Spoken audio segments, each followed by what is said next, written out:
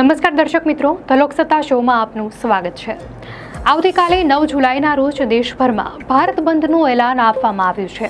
9 જુલાઈના રોજ banking, postal સેવાઓ, ખાણકામ, બાંધકામ અને પરિવહન જેવા સરકારી ક્ષેત્રોના 25 કરોડથી વધુ કર્મચારીઓ દેશવ્યાપી સામાન્ય હડતાલ પર જશે। કર્મચારીઓએ ભારત બંધનું એલાન આપ્યું છે। ભારત બંધને કારણે દેશમાં જાહેર સેવાઓમાં મોટો વિક્ષેપ પડવાની ધારણા છે, જ્યારે શાળાઓ અને ખાનગી કચેરીઓ ખુલ્લી રહેવાની શક્યતા છે। આવી સ્થિતિમાં પ્રશ્ન એ ઊભો થાય છે કે કર્મચારીઓએ બંધનું એલાન કેમ આપ્યું છે, તેમની માંગણીઓ શું છે અને બંધ દરમિયાન શું બંધ રહેશે અને શું ખુલ્લું રહેશે। વિગતવાર સમજીએ।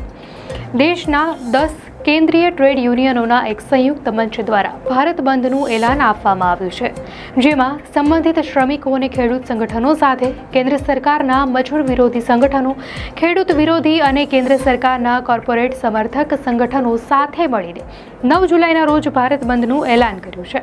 આ યુનિયનોનો આરોપ છે કે સરકાર આર્થિક અને શ્રમ સુધારાને આગળ વધારી રહી છે, જે શ્રમિકોના અધિકારોને નબળા પાડે છે, સામૂહિક સોદાબાજીને દબાવતા અને નોકરીની સ્થિતિને વધુ ખરાબ કરતા આર્થિક અને શ્રમ સુધારાઓને આગળ ધપાવી રહી છે। આ બધું વ્યવસાય કરવામાં સરળતાના નામ પર કરાઈ રહ્યું છે।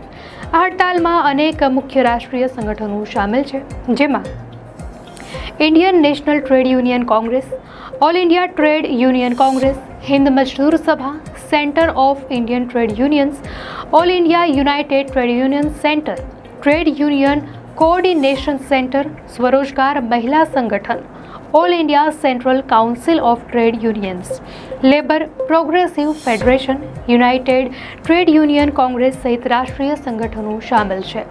દેશવ્યાપી હડતાલ છતાં 9 જુલાઈના રોજ શાળાઓ, કોલેજો અને ખાનગી કચેરીઓ ખુલ્લી રહેવાની ધારણા છે, પરંતુ પરિવહન સંબંધિત સમસ્યાઓના કારણે કેટલાક વિસ્તારોમાં સામાન્ય કામગીરી ખોરવાઈ શકે છે। જાહેર બસો, ટેક્સીઓ અને કેબ સેવાઓ પણ પ્રભાવિત થઈ શકે છે। બેન્કિંગ યુનિયને હજુ સુધી આવી કોઈ જાહેરાત કરી નથી, તેથી ભારત બંધના આયોજકોનું કહેવું છે કે જાહેર ક્ષેત્ર અને સહકારી બેન્કિંગ ક્ષેત્રના કર્મચારીઓ હડતાલમાં સામેલ છે, જેના કારણે ઘણા ક્ષેત્રોમાં સેવાઓ પ્રભાવિત થઈ શકે છે। અત્યાર સુધી 9 જુલાઈના રોજ હડતાલ અંગે રેલવે કર્મચારીઓ દ્વારા કોઈ સત્તાવાર જાહેરાત કરવામાં નથી આવી, પરંતુ દેશના ઘણા ભાગોમાં મોટા પાયે વિરોધ પ્રદર્શન અને રસ્તાઓ અવરોધિત થવાની સંભાવના છે, તેથી કેટલાક વિસ્તારોમાં ટ્રેન સેવાઓ મોડી પડી શકે છે અથવા ખોરવાઈ શકે છે। આ હડતાલથી બેન્કિંગ અને નાણાકીય સેવાઓ, ટપાલ સેવાઓ, કોલસા, ખાણકામ અને કારખાનાઓ, રાજ્ય પરિવહન સેવાઓ અને સરકારી કચેરીઓ સહિત અનેક ક્ષેત્રોને અસર થવાની ધારણા છે। એનએમડીસી અને સ્ટીલ અને ખનિજ ક્ષેત્રની અનેક સરકારી કંપનીઓના કર્મચારીઓએ પણ હડતાલમાં ભાગ લેવાની પુષ્ટિ કરી છે। હિન્દ મજદૂર સભાના હરભજનસિંહ સિદ્ધુએ જણાવ્યું હતું કે વિરોધ પ્રદર્શનમાં જાહેર અને ખાનગી બંને ક્ષેત્રોના ઉદ્યોગો અને સેવાઓનો મજબૂત હિસ્સો જોવા મળશે। ટ્રેડ યુનિયનોનો દાવો છે કે તેમની ચિંતાઓને સતત અવગણવામાં આવી રહી છે। તેમણે ગયા વર્ષે શ્રમ મંત્રી મનસુખ માંડવિયાને 17 મુદ્દાની માંગણીઓનો ચાર્ટર સુપરત કર્યો હતો, પરંતુ તેમનું કહેવું છે કે તેનો કોઈ ગંભીર પ્રતિભાવ નથી પડ્યો।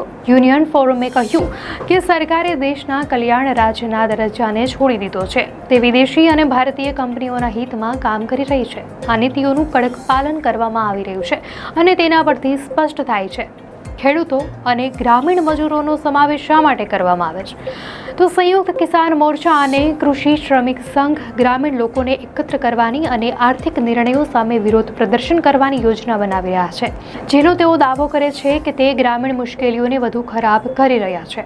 તેમનો આક્ષેપ છે કે સરકારી પગલાં બેરોજગારી વધારી રહ્યા છે, જ્યારે આવશ્યક ચીજ વસ્તુઓના ભાવ વધી રહ્યા છે અને આરોગ્ય, શિક્ષણ અને કલ્યાણ ખર્ચમાં ઘટાડો થઈ રહ્યો છે। દર્શક મિત્રો, આ અંગે આપનું શું મંતવ્ય છે અમને કોમેન્ટમાં ચોક્કસથી જણાવશો।